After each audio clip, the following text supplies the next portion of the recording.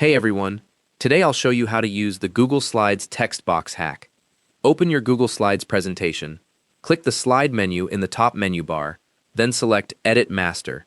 The master editor will open, and you'll see a different view with layout thumbnails down the left side and an X button at the top right.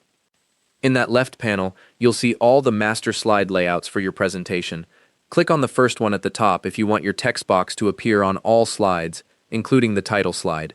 If you only want it on regular content slides, pick one of the individual layout masters instead. Now look at the toolbar. You'll see a button that says Insert Placeholder with a drop-down arrow next to it. Click that drop-down, then select Text Box from the menu. Your cursor will change to a crosshair. Click and drag on the master slide to draw your text box wherever you want it to appear. Position it carefully because this is where it'll show up on every slide. Once you let go, the text box appears with a border and the cursor blinking inside. Type your text.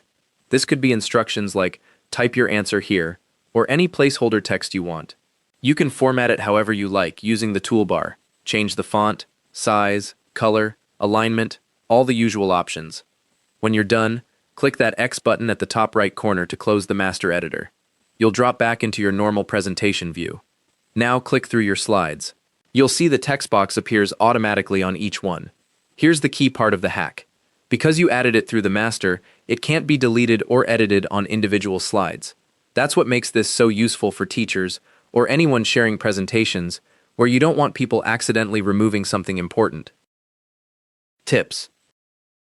Remember, any changes to the text box must be made in the master editor.